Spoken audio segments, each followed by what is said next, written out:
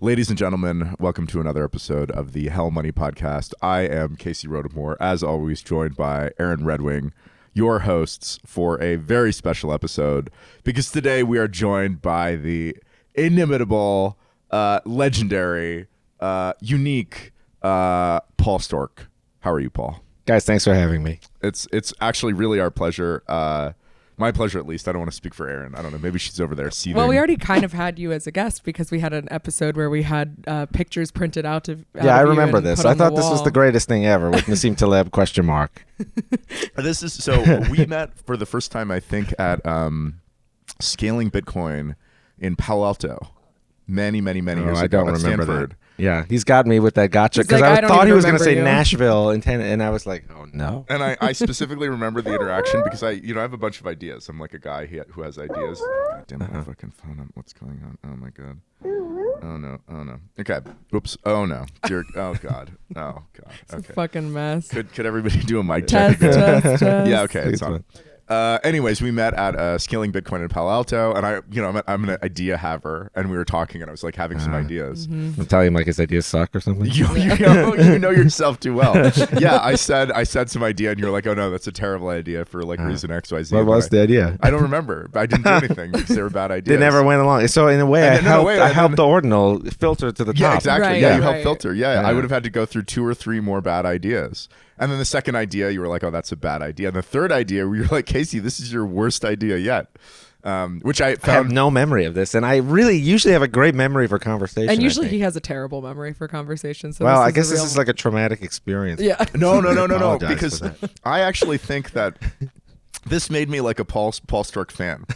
Because you said everything in like a very charming way. You know what I mean? Oh, that's good. Yeah. Yeah, people do give me nice. that. A lot of people say like, oh, if you follow Paul on Twitter, he comes across as like a deranged, like a bitter person. Yeah. But then if you meet him, you realize like it's all like a joke and it's all like just sarcastic and This it's like is- very irreverent. You're good spirited. Yeah. This was the advice that I was going to give you. I think you should only post Like video videos recording. of yourself. Other You should other only people post, have said that exact. and there are other people thing, yeah. who post videos that shouldn't. They should only tweet. But you're in the special category that you should Yeah. post No, videos. I've gotten this exact. Yeah, because feedback you are before. like you're deranged and hostile on Twitter, and you're like, let's argue about drive chain, Yeah. like let's go, motherfuckers. Yeah. But then you were telling me my ideas were terrible, but you were like laughing, and it was like a I very wish I funny, knew what they charming were, moment. so we could have history judge the ideas and I see know, if they actually were truly. terrible. Like he's gonna, we don't know. I know. He's not telling us, but Yeah. then he could have like pulled out the piece of paper and it's like, 22 million Bitcoin. He has a lot of bad ideas. Yeah, though. it's true. It's true. Occasionally they hit. Yeah. How do you pronounce your last name? Sztorc. Sztorc. Polish C is a TS unless it has the squiggle, in which case it's a CH. I don't really know if my family dropped the squiggle when they kept the original Polish spelling. They left the squiggle on Ellis Island. It could have. Yeah. It's possible. Oh, So yeah. then it would be Storch. Yep. More like that, at least. is It's very it- hard to pronounce anything in Polish. No, correctly. yeah, the Polish people, they struggle with it as well. We Yeah, call you what's Paul Sztorc. what's long and hard that a Polish woman gets on her wedding night? My last name. A new last name, that's right, yeah. All right. Anyways, moving on. Is They it do a Polish wedding ceremony where one person gets vodka and the other person gets clear water. No. And they mix it up, and then they take a shot, and whoever has the vodka, wears the pants in the household. It's like the leader of the household. Oh, okay. But the joke is that they both get vodka. I see. Yeah. Is it true? I've heard a rumor. Is it true that you have red bed sheets? Why was telling you this type of thing? I But that can- is true. I changed all the color in my house. Everything. There's no red in the entire house except for the bedroom. That makes you sound like Yeah. quite a Pick the sensual, colors. erotic person. It Having does, yeah. red I bed suppose, sheets. yeah. Yeah. It's just not a good color. It takes too much. It takes a lot of attention. Right. But why the bed sheets red then? In that case. It's just like how many things do you actually really pick the color for? Is that your favorite color? No. In fact, I have moderate red-green color blindness, so it's not as Oh. easy for me to see red. So they could be green. Interesting. Yeah, I mean, I got them on Amazon from the drop-down menu. Right. So, but you never know how high the conspiracy goes. Now I'm That's right. So You were true. induced to buy them by the lizard people, you know? That's definitely possible. Yeah. Now I'm so curious who knew this and told you. I can't say It's anything. the kind of thing I would do is Sources. make a joke about like the colors. So I Yeah. would like tell an offhand joke to someone. I'm gonna try to figure out who it was. Yeah, I'll be impressed. if It's you probably figure like a it tabconf orbit person. Is out. Who my knows? guess. You know. Can you This tell is us crazy. can you tell us about the young Paul Sztorc? What kind of young adult were you? Would Wait, you can say? you be more specific? No, I can't.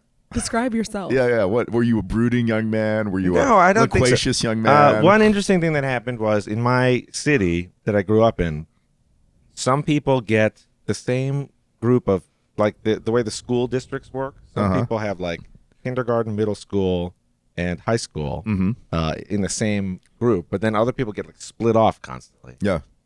So I was getting more split off, so it's kind of difficult because like you lose like half of your friends. Oh, when was you that get because you split were off. like gifted? And you No, but I was in the gifted program. yeah, Like, real gifted or swap the you out short of- bus gifted? No, it was the real gifted, and they like take all the smart kids away. Mm-hmm. Bust to, like, them off. Yeah, to like hang out with each other and like play chess. Yeah, For yeah. a little while. So so I was in that, and then but then the way it works, like you lose some friends, and then in high school you kind of like I still had some friends that I had known like one or two since elementary school, but Uh-huh. that was an interesting, like some people had like every single person in their elementary school Oh yeah. was still at the high school. Yeah. So then, like freshman year, I kind of didn't of high school. I didn't really know that many people, but I kind of liked it that way. And I Yeah. just played a lot of Warcraft 3. Yeah, I But like then the at some ability point, to- I decided that I wanted to become more popular. And then by senior year, I was like very popular. Really? What was very your popular. strategy to get popular? Well, throw parties and just buy a lot of alcohol and Yeah. stuff. Yeah, like a cheat for that. But it was one interesting thing that happened was that people formed their little cliques early on, and people are very cliquey, as you know. And then like then people take things for granted, and there's drama within all the cliques, and then they want to bring a new person, or they want it's so like everyone started to want to do that at once, like halfway through the plan. And you Really were like helped. the one This guy. really helped a lot, and then a lot of people. Kind of become like I don't want to say like Peter Baelish or something, but you just know a lot of people, I don't and then even you're know who kind of Peter like, Baelish is. oh, that's weird. I don't either. From Game of Thrones? Oh yeah, I didn't watch Oh, Game of yeah. Thrones. Is he the short That's one? weird. No, that's Peter Dinklage. yeah, Peter the actor's Dinklage, name yeah, is Peter. Well, this is throwing my brain off a little for analogies that I plan to use, but I think all this Game of Thrones analogies deleted. Yeah. Yeah. And another thing is I did join band in junior year, so those people are very nice. What did you play? I played the trombone. I Okay, played the piano. wow, yeah. also. My grandfather played the trombone. Yeah. Yeah, he was a sort of middling Chaucer scholar by day, and really liked to play the trombone at night. And I think he probably would have been a happier, less miserable person if he played the trombone more and studied Chaucer less. Was this Yeah. the Pennsylvania one? Yeah, Nice. yeah. Penn Yeah. State professor. Yeah. Right. Yeah. I mean, I don't know. I think my childhood was pretty good, honestly. I mean, Okay. it just What was your fine. first contact with microeconomics? That's a good question. I feel like in a way I was really interested in it my entire life, like sort of consciously or something. Like because you would play. So if you wanted to play a game like StarCraft or Warcraft 3, that is like or even a game like I had like SimCity 2000 growing up, and Oh, I yeah. had like other games like that, Sim Theme Park. So these are inherently like microeconomic games, really. Like you got to manage the city, or you could run out of money. If you play Sim Theme Park and start like deleting your stuff, or you play SimCity 2000, you change the transit budget, you click it down a little bit, and then they're like the guys like angry. How Yeah, dare you do yeah, this? yeah. All the roads like start to fall apart. So, but then we did had the high school had AP Econ, Oh, that's really cool. so you could take it when you were in high school, and me and a couple other friends we really liked it. And then I studied it in college. The college gave you placement and credit. So yeah, I could take intermediate microeconomics as a fresh fall semester as a freshman, Uh-huh. and that was also kind of cool, where you're kind of like just thrown into like one of the most advanced classes. That kind of like sets you on a path maybe to like be more determined about it. Huh. Interesting. I had kind of the same experience with programming, like a little bit. Not totally, but like I went to community college and there was this C++ programming class, and you were recommended to take the C programming class first. And so I just took the C++ programming class, and I like had to like bust my ass really hard from the beginning, and maybe that set me on a sort of more determined path, you know? I do think there is like people have these like forks in the road where you kind of like you meet something like that and you either say, oh, this isn't for me at all, I'm just going to give up on this. Or you're kind of like, oh, I like this and I want to do it. I want to do the higher level thing. I had a similar experience with the game like situation. My own self, and I knew a lot of young women like this, got really into Neopets, which had a stock market on it. And so like you learned how to like create a stock portfolio on Neopets like at age like 8 to 10. Yeah, I mean, start your kids early. Give them SimCity or whatever, you know, if you want them to actually know about debt or what it's like to go into debt. Yeah. Sim theme park. This is like the only way. If you just played the game, like you just had a lot of fun. But if you took out a loan, that was like the only way you could like lose, and it would just like delete the whole theme park. My brother and I, we would have to go back. We'd go back to like an earlier save. Yeah. But we had saved it after like You taking took out the loan. So but it's kind of like Groundhog Day or that other movie with Tom Cruise where it's like you fight the war every day and you have to like try to pay off the loan in time. Yeah. And then we were like, we regret ever doing this. But there you go. Like you want them to learn when they're like 10 or 12. Tiny domino, like theme park delete due to load. Big domino, like adult credit responsibility. Absolutely. Yeah. And people, the other thing is, it's a lot of stuff is much easier to learn when you're young, obviously. But it's like people get older, they have like their weird little hang-ups or their weird, like they've decided it's too late for me, Yeah. So it's too late. They're like, oh, I'm not good with money or something. Yeah, they're like, I hate math. Yeah, and they've just decided that they're that type of person. Decided. Yeah, it's true. It's true. Would you say that you're part of any particular house of economics? Like Slytherin, whatever. That's a good question. I wrote a huge post, and I feel bad because I've never published it, but it's like 99% done. I wrote it in 2017, called Austrian Economics Join it then leave.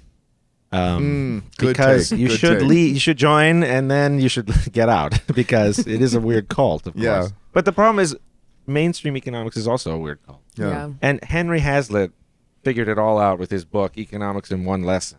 He has it right at the beginning.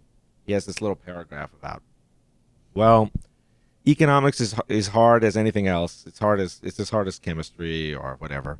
But it has a special problem, which is that everyone is especially he called it the special pleading of special interests or something, or special pleading of selfish interests. But basically, in economics, everyone is thinking, oh, if I argue a certain way, then I can get more money. I can get more status in society. So everyone is kind of deranged, psychologically deranged themselves. You know what I mean? So it's like, who are the people who are into Austrian economics? People who don't want to pay taxes. Right. People who are doing okay. They don't. So it's hard to tell real or just the self-delusion. And then who are the Keynesian people are people who like work for the government. They're like West Wing people. They love paying taxes for some reason. And they maybe they get more in taxes than they pay, because if they work, a lot of these people, if you work for the Fed, the other thing is if you work in academia, do you want it to be simple or do you want it to like involve some crazy econometric model? Yeah, like right. You don't want the last thing you want is them. Yeah, you want the research budget. You're like, we have to build a model in Fortran 77. It's going to take 40 million lines of code. We need $80 million instead of like, I just draw the supply and demand curves on the board and call it a day. Or like so many things we don't teach like to the public. Like I'm just thinking like the profession. Like imagine there was a world where everyone, you had a chemistry profession. And you had like Walter White, and you had all these people who are great chemists. Right. Walter White, the Breaking Bad dude. Nobel Prize winner. You guys are killing me with these. I'm trying to come up with cool metaphors. So you guys I don't know what you're talking about. Who the hell's Walter White? I just love the idea that he's like noteworthy chemist. Walter he's White, like a noted financier Jeffrey Epstein. Yeah. He's like like a building. He builds like it looks like meth, but it's actually explosive. versus the wall. Right. So I'm talking like you live in a world where these people exist, and yet the normal person like has never heard of like temperature or pressure. Yeah. That's basically the economics world. Yeah. Totally. The politicians talking on stage, they don't know about efficient markets hypothesis. Sometimes supply and demand. Sometimes this happens with friends that I'm talking to, where they're making some like political point, and then I like drill down to the very bottom, and then I'm like, oh, they don't think that like a payroll tax is borne by the employee. Yeah, they think, well, the employer pays the tax. Right, yeah. The tax incidence. Yeah, exactly. So that is in Econ 101. Yeah. But that's not, and the minimum wage is not the best way to help the poor remotely. So there's many other ways that are better. If you want to help the poor, then you should do it. But the minimum wage is often hijacked by unions or anyone. If you can have like a high skilled person get $15 an hour for a certain job, and you don't want 3 people to come in, getting $4.90 an hour, $4.90. So we live in this bizarre world. Why should you? These are Econ Econ 101. Why should you enter Austrian economics, and then why should you leave it? Well, because you have to get out of because they're all cults, and so actually it's a very good training for the crypto industry, where everything is also a cult, and for the same reason, because everyone's a bag holder. Do you think that So economics is a pseudoscience? No, but I think it's haunted by this cult issue. It's haunted by many bizarre issues where if you allow the cult part to win, then it is a pseudoscience. And this is a constant danger. And you can see that some of the Austrian people are in the cult, and some of the neoclassical people and the Keynesian people, they're just in the cult. And then there's others like, Paul Krugman's column is terrible. But when he writes these other books that are like very well respected about like exchange rates and well-respected good or well-respected well-respected normal econ books. So when he addresses, when he has to do peer review, keep Oh, in sorry, mind. yeah. You don't like a fist away. You don't need to throat it. When he it just depends. Like the temptation to write it, to sneer at everyone via the New York Times your little your New York Times is enough dunk to column. destroy the merit of the content. Yeah. So it's just if you let the temptation win, then it will become completely fake. Yeah. Can I complain? Can I complain my pet peeve about the Austrian economist? Yeah, we can go down the list. The article is huge. It contains a whole thing of like crazy things that they won't stop, talking about that are incorrect. Maybe mine is pretty mild. It's that I think it's a reaction to like mainstream economists where they're like, the Austrians are like, well, you can't actually go out and measure anything. You've got to be in a dark room in a sensory deprivation tank. And then you do praxeology, which is just like figuring things out. And then you emerge from the sensory deprivation tank knowing things about the world. And it certainly seems like these kind of economic, like Gedankenexperimenten are like a good idea, and can work, and there's merit to that.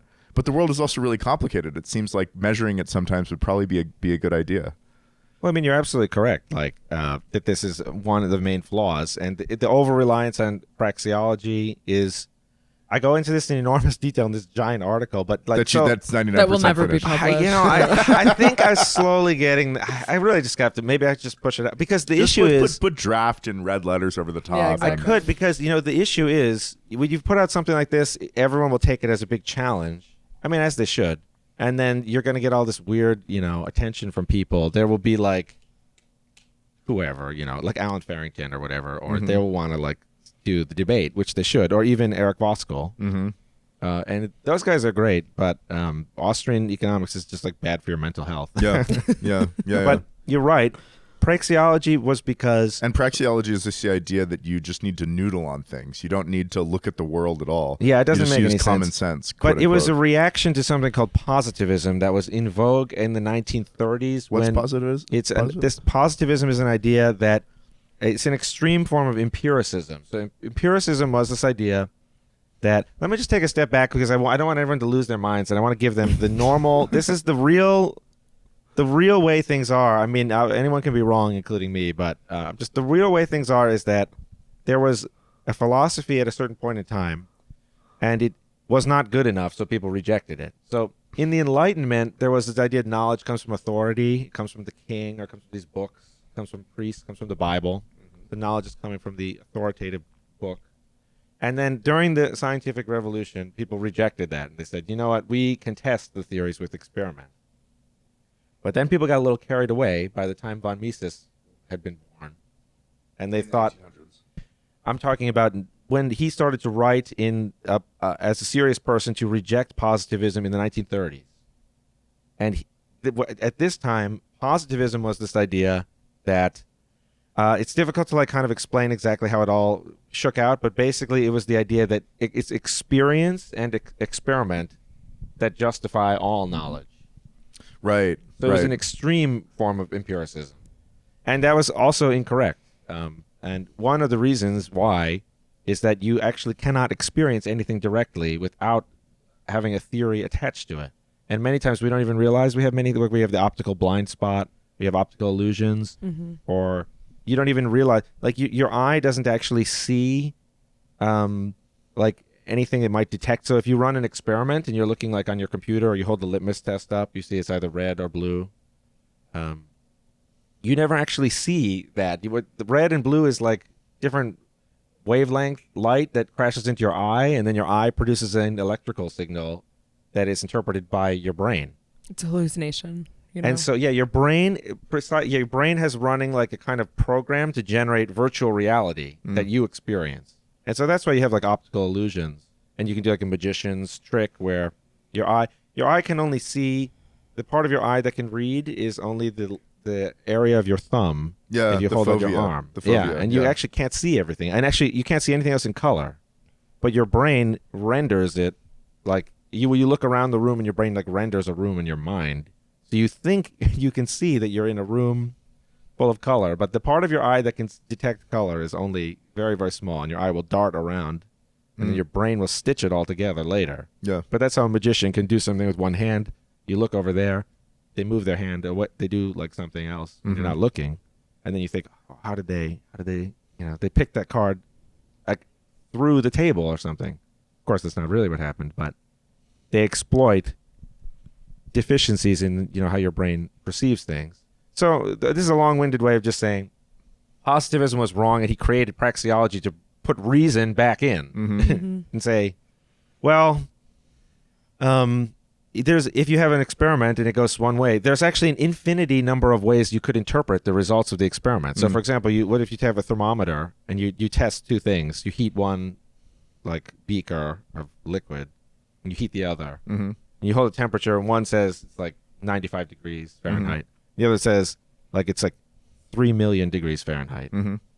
You would be like, well, this thermometer is broken, So that's kind of what the praxeology stuff was getting at. Yeah. When he was trying to say, oh, the minimum wage hurts the poor, or the minimum wage sets a price ceiling and it will cause stock out or something. He's saying like, we kind of know that if we held up heat to the thing, it would get hotter, but we also know that it can't get to 3 million degrees without the room bursting into flames, right, killing us all. So that was kind of what he was trying to steer it back. Then all these crazy Austrians, of course, because it's a cult, and they just take it and run with it. Yeah. And they say, well, this, and then of course, best of all for any cult, praxeology says, what does it say? If you start from a premise that's true, then your conclusion is absolutely 100, has the epistemic status of being, the whole column is perfectly true. You can never be proven wrong. Right. Well, that's, so then you can see how you get to some closed-minded people who are just like, I'm right about everything. you know? So then eventually you started to work at Yale. Is that right? That's true. Yeah, yes. And you were a research economist at Yale. That's right. What did for you about research? 2.5 years. Were you trying to like grow their endowment or something? No. I did I worked for Bill Nordhaus. This is very funny because William Nordhaus is the inheritor and co-author of the Samuelson textbook, which is the most mainstream textbook ever. Yeah. And I got the opportunity to work for this guy who's very, very, very well respected. He became president of the AEA, American Economics Association, while I was working for him, and he won the Nobel Prize later.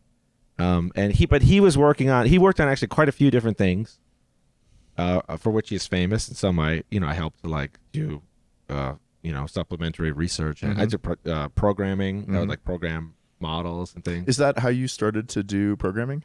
No, I was interested in programming when I was much younger, around like maybe 11 or 12. I started with Python, just on the home computer. Okay. So it was way earlier, and I had never studied it. I did not take a single programming class in college, although some of them are related. Like you have to take statistics, which puts you in contact with R. Yeah. And you have to take econometrics Mm-hmm. to major in economics, which puts you in touch with like various other things, SPSS data, SAS, which have like command line operations. Mm-hmm.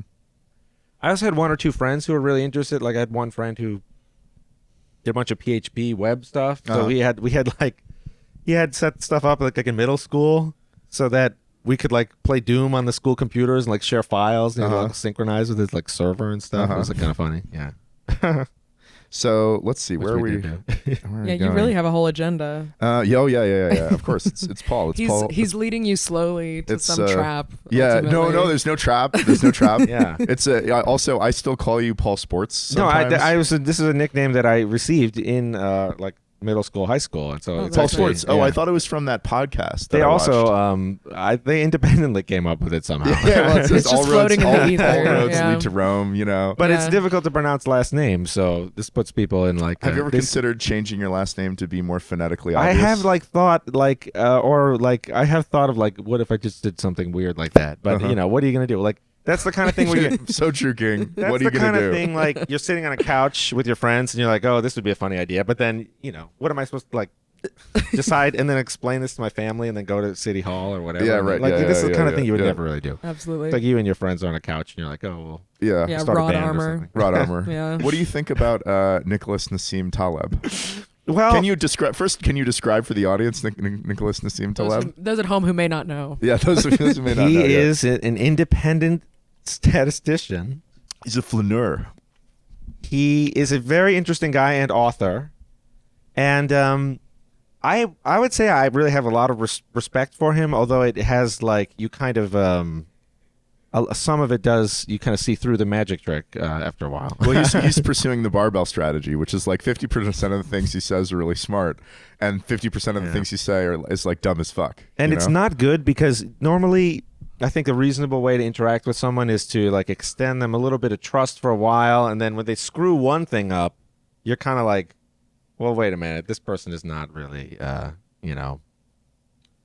completely reliable, Not a serious thinker necessarily. I got to go back in time and tag all those other times and think like, oh, should I really rely on? I think it's good to like say things and people not know if you mean them or not, and kind of always keep people guessing and always have plausible deniability. He's definitely done a little bit of that. I mean, Alan Farrington, I think he wrote the, how to kick the addiction, which I was like amazed. That was the most amazing piece of writing I've ever seen. He wrote like a fake response to Taleb that is like in the style of Taleb. And he's like, primo, monsieur, whatever, like blah, blah, blah. Yeah. Like he's throwing in all these like, French, Italian, etc., Latin words in his books. But he's a very interesting guy. He did do something that was amazing after the financial crisis. He presented to Congress about how generalized method of moments, which is this thing in econometrics, we're doing like linear regression. Basically, linear regression is like you have these points and you kind of fit a line. It's a little more to it than that, but I don't think so. I don't think so. well, for multivariate regression, multivariate regression is you got a bunch of points hovering in space and you fit like a sheet of paper. And then you can just do it for get any the dimensions. wackiest, most bullshit polynomial you can come up with. And you're like, oh yeah, this is definitely it. The nonlinear regression is something that only someone who has carefully studied actually knowledge and like stuff like empiricism and like the arguments of the past. I think only someone like that can safely use. They've spent some hours in Plato's cave. Exactly. Yeah, you need to study like Karl Popper and whatever and Then you Ludwig von get Mises. you get like a second degree polynomial. Then we'll allow you to use the nonlinear. Yeah, we'll give you right. like the chip or something Yeah. that Well, I mean, allows you to use the nonlinear regression because you're right. Plenty of people just say, "Oh, I want the R squared to be as high as possible." I don't, it's which is like you want to get the thing to fit the points as much as possible, and you can get the computer to fit the points perfectly if you just don't care about what you're doing. You're gonna make a weird shape, Yeah, and it will fit all some the Loch points. Ness fucking monster bullshit. And you can see how if you have like height versus weight, you have height versus weight, and it's like a cloud, and you have like a line, Yeah, and you can see how someone you can see how deranged you would, like how disappointed, like if a child of yours comes to you, how disappointed you would be if they were like, oh, I've got an even better line. And they just drew like a squiggled line through each point. You'd be like, oh, that's nice, son. And then you'd be like, we got to keep him away from economics. Got to get him on the short bus, you know? But then there's other things, like experience versus wage that hits diminishing returns. So you wouldn't want to hit the straight line. You would want to have the tapered curve, one curve. Right, one curve, yeah. But not two curves. But then, of course, there are some cases where indeed, some cases, yeah. This is the fucked up thing is that sometimes... So this is exactly right, that every single thing has an exception. I think... Because the real world is the real place. Yeah. It doesn't reduce itself to one little sentence. I think economists should have colored belts like they do in martial arts. I agree with this. And each additional belt gets you another degree in the polynomial you're allowed to use in your point fitting, you know? Absolutely. Yeah. People's height over time, you grow when you're young, then you're stable, then shrinks a little. How do you tell that an economist has a sense of humor? I don't know, they're dead or something. They use figures after the decimal point. That's kind of funny, right? I gotta say, I don't get it. No, it's like because everything's so imprecise. So if you're like, GDP is 35.8, then okay. That's it. I thought you meant figures like a shape. No, like a graph. No, I don't like know. a graphical figure. Okay, since that one you meant like significant figures. Yeah, that's right. Yeah, okay, I'll workshop that. All okay, right. since that didn't land, let's go for another. Yeah, they say they put GDP at like 8 decimal another points. economics joke. So Paul. Okay, so there's two economists walking the forest. Okay, and John and Bob, and they walk by a pile of bear shit. And John says to Bob, I'll pay you $300 to eat that bear shit. And Bob is like, well, okay, I'm an economist. I need the money. So he eats the bear shit. It's a graduate student. Right. Two graduate students, yeah. So he eats the bear shit and he gets $300 from John. And they keep walking. And Bob then sees a pile of bear shit, another pile of bear shit. And Bob says to John this time, I'll pay you $300 if you eat this bear shit. And John, well, he's a grad student, grants are running out. So he does it. He takes the money. They can afford to pay $300, but they really need the $300. Yeah. I don't know if this story is totally airtight. It's airtight. And so then he eats the bear shit and he gets $300 and they keep walking. And then, John says to Bob, I can't shake the feeling that we both just ate bear shit and we, didn't get anything out of it. We just have as much money as we had before. And Bob says, well, we did grow the GDP by $600. I mean, I don't know. Is that like a joke? Because it's a joke, fucking Paul. You're fucking busting my balls over here. Fully, come on. They wanted the entertainment value of seeing the other person do that. It's like they go to Blue Man Group or something. They go to the level sphere. of analysis where the absurd situation actually makes sense. It's quite an important thing because in the the reason this is the other thing is the Austrians are right about like communism is a huge scam and will just kill everyone. Yeah. So like in those scenarios, you don't have the feedback where each single transaction is like actually approved by the buyer. Yeah. Like in capitalism, if you want to sell some hamburgers, people actually have to buy. Yeah. They say, I'll actually pay for this hamburger. Yeah, you don't get the Gestapo forcing the hamburgers down people's throats. Forcing you to eat the bear shit. Yeah, the bear shit. Exactly. Yeah. So it is actually an important distinction that in one, both the two parties consented to say, I'll pay $300 for this so is there entertainment some value. sort of communist version of this joke where they're forced to eat the bear shit? Maybe. I know a bunch of communist jokes. So the $300 is the market clearing price. No one really knows. It's the market clearing price. No one really knows if it's too high or too low. Right. Well, they also produced important information. So this is why I'm just trying to defend GDP a little bit because GDP is always people make fun of GDP. Yeah.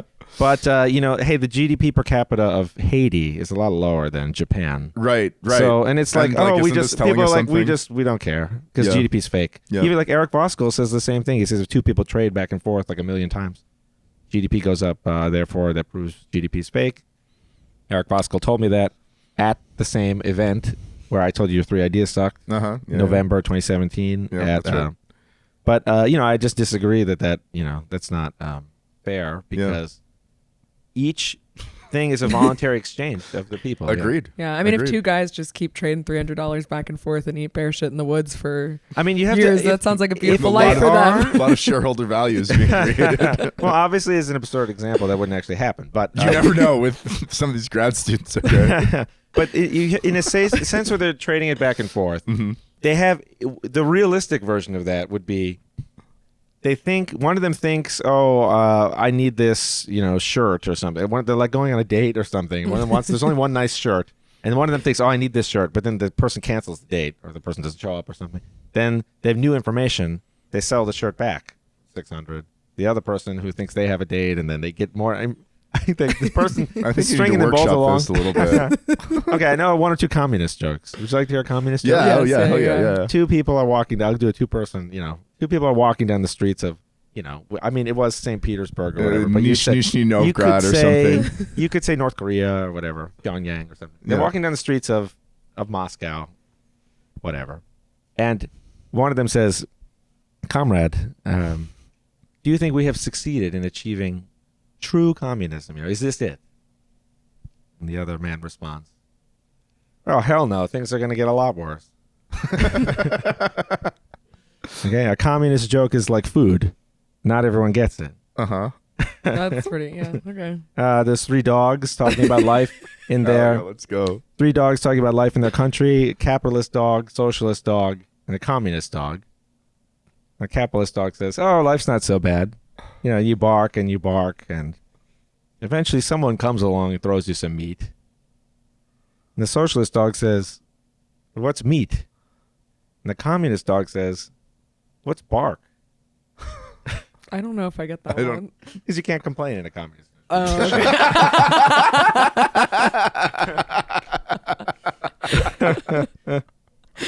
And then someone sees two people are talking. One's from the Soviet Union, and one of them says, "You know what I like about America is I can go right into the Oval Office, and I can bang on Donald Trump's desk, and I can tell him exactly what he's doing wrong to ruin America." And the other person says, "Oh, you know what? We have exactly the same thing in Soviet Russia or in North Korea or wherever this fictional person is from. I can go right into the Kremlin." And I can go up to Vladimir Putin's desk, and I could bang on the table, and I can tell him exactly how Donald Trump is ruining America.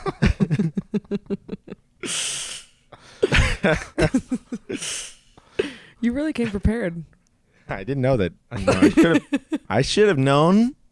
Should have been like I should just write a bunch of jokes. that Yeah. I knew those are old communists. Yeah, I those didn't are write bangers. Those are classic. I don't think I Yeah. know any communist jokes. Now you do. Yeah, now Yeah, I do. you've got a few now. How did you get into Bitcoin? Well, I read the Wired article about Silk Road, but I thought Oh, interesting. I thought it when was sucked. that? Yeah, it came out. That article came out in 2011, but at the time, I thought this is the stupidest fucking thing I've ever heard in my entire life. Why did you think it was stupid? I'm a huge believer in network effects, and I knew a lot about econ, and I'm not saying that is. I don't understand why more people. I don't know why we don't have more economist people in Bitcoin, because actually I think the more you know about econ, the more likely you would be to be a Bitcoiner. But that's a separate. We'll come back to that. But I thought. I was a huge believer in network effects, and I also a huge believer in microeconomics. And I knew about there's like this divide the dollar game about coalitions that just keep falling apart, which is basically live by the sword, die by the sword. Or it later became live by the fork, die by the fork with like the hard forks. You like Bitcoin Cash, and you have Bitcoin SV, and then you have Bitcoin Gold or whatever. So the coalition falls apart unless people stay in. And so I thought these crazy libertarians. Even though I was a libertarian at the time, I still am. But I was like, libertarians are so stupid sometimes. Yeah, obviously. So I was like, these crazy libertarians are like inventing their own currency. And I got emails. I got the Free State Project also is emailing me about it. And they were like, come to New Hampshire and you can get like 10 free Bitcoins. And I was like, I got to unsubscribe. I literally thought I think I may have unsubscribed to the Free State Project over the Bitcoin email. And those are Roger Vere's Bitcoin he was just giving away. 10.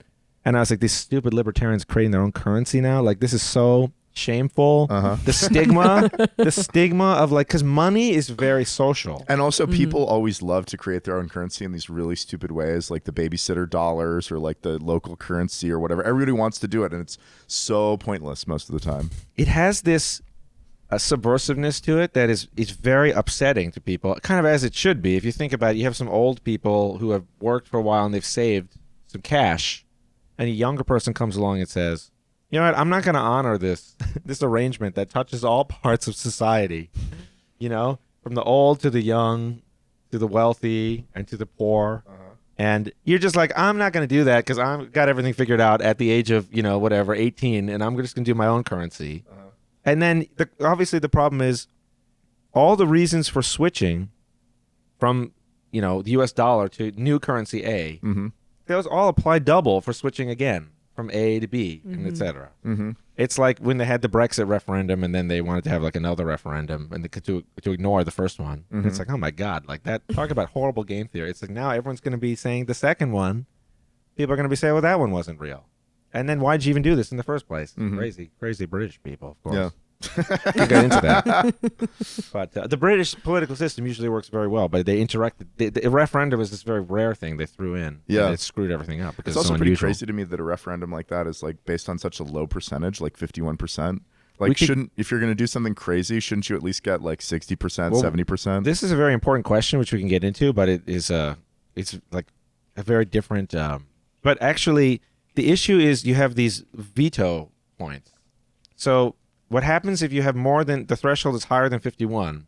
You have toxic limbo, and this actually happened in Bitcoin with the 9% SegWit 2x blockade guy, the via BTC guy leaving scaling 3.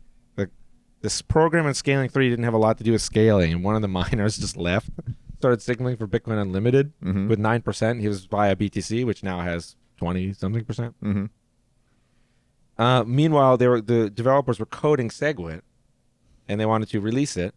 It was sort of late. There was no, with programming, everything takes much longer than you think, of course. But because of the timeline, people had thought it would be done by April 2016, but it wasn't shipped until the hackathon after Scaling 3 in October. So they were finishing it up. Historically, stuff had used BIP9 to activate, which is 95% hash rate threshold.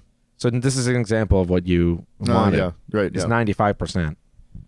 The problem is it creates toxic limbo. So this 9-person got left the coalition, like the normal, and they ran Bitcoin Unlimited, which was not going to signal for SegWit because it's just completely different software. But now you have a very difficult situation because you've got maybe let's say it's just split 91 to 9. Now the 91, no one knows. First of all, one issue with this is no one now knows exactly who to blame because you could say, well, we're going to blame this 9%. They're doing the wrong thing.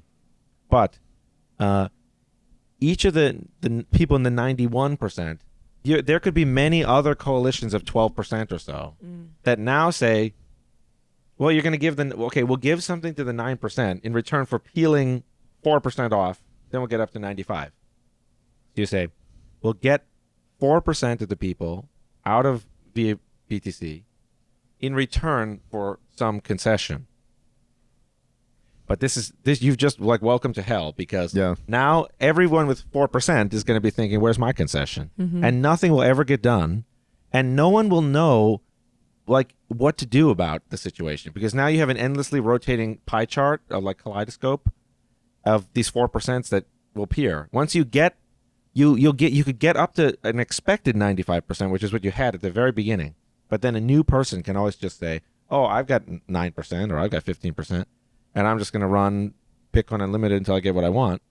And so it's actually, when you have a collective action problem, you are not endorsing a choice. You're not choosing a politician or a party or a referendum outcome. You're actually disqualifying. You're crossing off the list until there's one left. And that is why it's really 49.9. And if you can't beat that, you are deleted from the list. Which is my point of view. Although this is actually hotly debated in political science, but this is my view is that this is and this is a Joseph Schumpeter view also. He's sometimes considered an Austrian economist. I think no one really knows exactly where to put him. I mean, that's the other thing about Joseph Schumpeter, very enigmatic. One other thing I wrote about in my giant Austrian economics article is that that you haven't published. That I haven't published, but one day will. Is that the Austrian school is not actually consistent. You have Hayek and you have Rothbard, and they're Yeah. complete opposites of each You other. sound a little bit like Rothbard. You think so? Yeah, a little bit. But I think I have a similar writing style to von Mises, where I just break stuff into like endless, like I have like huge structure, Yeah. like parts, like part 1. I like Rothbard, but only because I think he's very, very funny. When He he speaks definitely is live, funny, when he speaks yeah. extemporaneously, he's very Yeah. funny. Yeah. He certainly is funny. So wait, so And okay, he so did a lot about the government trying to. I think Rothbard will probably go down in history for thousands of years as if the government tries to break up a monopoly, it often completely like doubles the monopoly, like completely doesn't work at all. Yeah, And yeah, he's yeah. totally right about Well, that. usually they just entrench the monopoly, Yeah, absolutely. like explicitly. Regulatory capture, etc. So wait, so okay, so you got this email kindly offering you 10 Bitcoin. Yeah, and You're I was like, fuck this is those guys. so Subscribe. stupid. Yeah, and then what happened later? Eventually, the Silk Road article, I had read that later. Because you asked, like, how did you get into it? So I had, like, actually heard about it and hated it. But then I got back into it with the Silk Road article writing about... Because one of the things that I was, like, interested in... And this was in Nassim Taleb's book also about, like, how, like, someone who's, like, a drug addict suddenly gains, like, tons of IQ points. Uh-huh. You know? What the fuck are you What? talking about, Paul? I'm going to explain it in a moment. Because Silk Road sold people addictive drugs. And so like, when people need the next fix, they go from being like kind of unremarkable to suddenly becoming like super clever. they figure it out. They're like, we'll figure out, I need to get this money sometime soon. And they're so motivated Yeah. that they can like, and then they become like hardworking and stuff. You know, they get it together in order to get this thing that they really want. And so I was thinking like, well, these people who are buying drugs on this site, it must work because they would try to like, hack the site more or less. Maybe not computer science hack, but they would be trying to get money trying to get extra drugs out of this website. Mm-hmm. It's like a drug website. And so I kind of thought, well, it must work. And then I also thought it already is being used. This is an irony. This is one of the many things that has flipped from then until now. I thought it is already being used by real people, like in commerce, is already being used to like regular people are not investing in it. They're actually using it. They purchase the coin so that they can make this Silk Road transaction. The merchant sells the good for this, and then they dispense with the coin. They swap the coin back to fiat currency. Mm-hmm. So I thought I'm too late. Actually, I actually missed the boat on Bitcoin. This was back in like 2012 or something. But that was how I first got interested in it. And then you join the forum and you think, oh, this is actually a way more serious project people think. You learn about the history of the cypherpunks. Mm-hmm. I learned about more like how mining worked because as I mentioned, one of the things that I was annoyed about is if we launch this and it's a great success, someone will just copy it later, do the altcoin, and then you'll just have this endless copying and there will be no moral glue that holds the coalition together. But actually, when I heard about mining, I kind of finally got an idea about why that would not be true, because mining was a way of delaying for at least the first 4 years so that still half of the coins would have yet to be mined. So actually, it was programmed into Bitcoin that everyone, no matter how much adoption there was, if you, in the first 4 years, you were by definition early. And so that helped me think, oh, the coalition will probably hold together long enough to attract this like critical mass. And then this was the original Bitcoin maximalist point of view, was that once Bitcoin has reached a critical size, it is the altcoins that will have these live by the fork, die by the fork issue, which of course they absolutely did. You had Litecoin, but then you had like Feathercoin, then you had like Dustcoin, then you have like whatever. Yeah. You have Ethereum, but then you have Solana, Yeah. you have whatever. So they have to fight amongst themselves. Although there's obviously tons of nuance and detail to all of that. Like Ethereum, Fuck that shit. Ethereum is like the Nuance and opposition detail. party, so it's like the number 2. So it Yeah. has like a special point as the number 1 out of all the runners up. Uh-huh. Yep. So Yep. it has its own like special advantage. Yeah. Are there any ideas, projects, or posts of yours that are totally unknown, but that you would rank among your best work? I did write 46 pages about fraud proofs. Okay. And no one cares. But in the thing I write about. Is this post 99% finished? You actually? No, it's actually been posted in like 2016. And Uh-huh. the irony is, I think it will be the only use for the Lightning Network in like 20 years. Interesting. Can you everyone will spin give that up out? on What do you mean? Because in order for the fraud proofs was an idea about knowing that a block is invalid without downloading the whole chain. Mm-hmm. And Satoshi described this in the white paper a little bit. And then Eric Lombroso and Luke Dash Jr. were talking a long time ago on the block size, where they said, well, if we had fraud proofs, we could just have the block size be like unlimited, or we could make the block size much higher. Oh, because So it was actually a huge idea. The concept was big. I see. So I'm not saying that my thing was, but yeah, I've never gotten any correspondence or any comments about this 46 no correspondence, pages. no emails. Yeah, like whatever, you know. And I thought that was very interesting. But it speaks to like how no one really cared about, scaling Bitcoin. Obviously, Yeah. no one, as you must know, there's like people represent themselves a certain way. And then like the reality is like very different, of course, even in Bitcoin. But just like the rubric of a lot of this is just people want to make money. Yeah. That could be number go up, Bitcoin, but that could also be, buy my book, or that could be buy my podcast, or that could be like, the grant, like you get like the OpenSats grant, or you get Foundry gives 1 Bitcoin to someone. You subscribe to the How Many podcast and you get weekly Twitter Spaces. And I've got to say, obviously, I'm pro capitalism, and I'm pro that if people should pay for things. That's not what makes it. I'm not sure what makes it so inauthentic. I think it's partly because we inherently recognize that this is a network effect project, and we actually all have the moral glue holding it together, which is like partly Bitcoin maximalism and partly, just we want strength in numbers, and the money doesn't. The whole point of money is that it's not barter. So you have barter is like, oh, we're all like swapping like, oh, 1 hamburger for 1 back massage or something, and it's like that's like you do.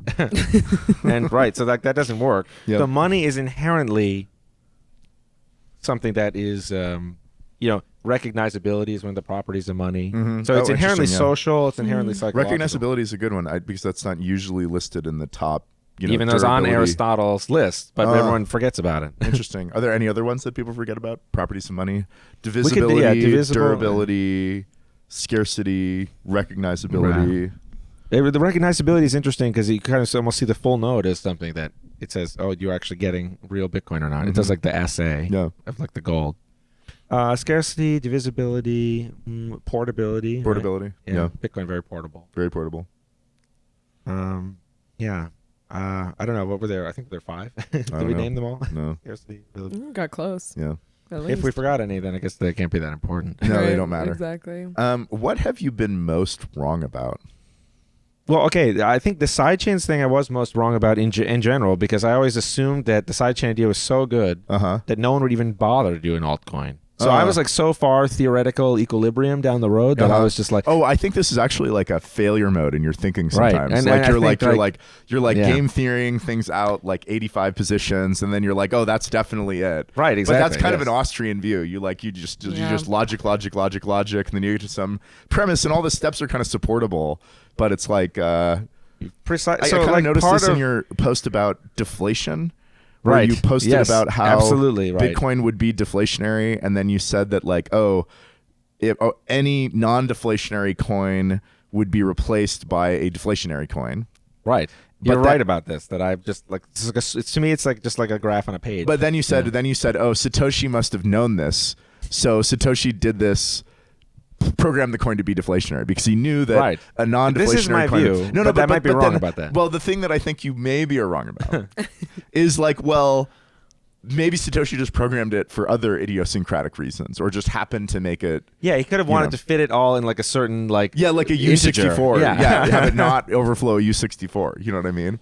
But I do think it's such a serious choice to make, like it affects the future of the system. Yeah. And he cared so much. He did care about equilibrium in other ways. So he knew the way mining resets, difficulty retargets. To me, that reminds me of like the zero profit conditions in economics. Like what's the zero profit condition? Like you cannot make like eventually you're going to get get competition. If you account take into account the like the risk of capital and the opportunity cost of everything, then everyone makes zero profit. They just make like the rate, the growth rate. So then, but let's talk about how weirdly theoretical that is. Yeah. But that's like a core theorem in economics or something. So then the sidechain thing, but like what? So yeah, I can elaborate on the sidechain. With drive chain and stuff, I just thought only something that pays the miners will survive as an L2.